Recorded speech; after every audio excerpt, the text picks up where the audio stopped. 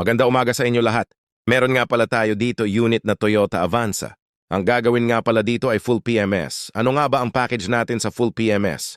Narito ang cleaning ng intake manifold, cleaning ng throttle body, cleaning ng airbox, cleaning ng spark plug, or depende kung kailangan na bang palitan.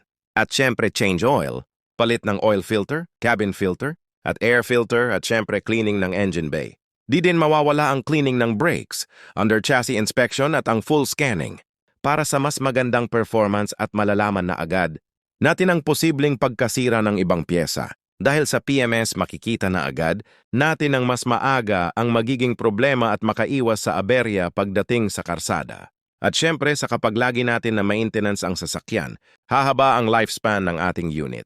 Ingat ang lahat. At kung bago ka pa lang, huwag kalimutan na mag-subscribe para updated ka sa mga video ko. At kung may katanungan kayo, pwede kayo mag-PM at agad ko sasagutin yan. Salamat!